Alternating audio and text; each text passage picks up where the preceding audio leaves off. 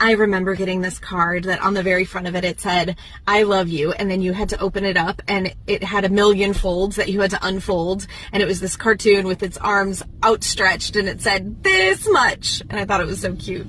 But, I was reminded of that card when I read the passage in Ephesians 3:17 through 19 that says, "And I pray that you, being rooted and established in love, may have the power together with all the Lord's holy people to grasp how wide, how long, how high, how deep is the love of Christ, and to know this love that surpasses knowledge, that you may be filled to the measure of all the fullness of God."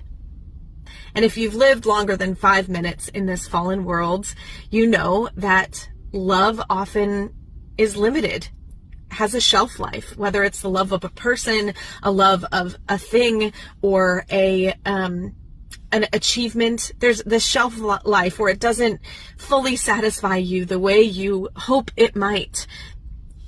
But what's so beautiful is it's meant to turn our gaze to a love that is all of those things, to Christ's love for us.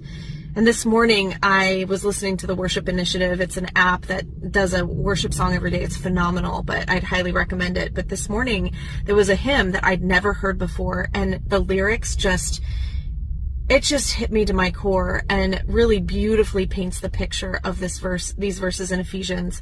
It says, "Could we with ink the ocean fill, and were the skies of parchment made, were every tree on earth a quill, and every man a scribe by trade, to write the love of God above would drain the ocean dry, nor could the scroll contain the whole, though stretched from sky to sky."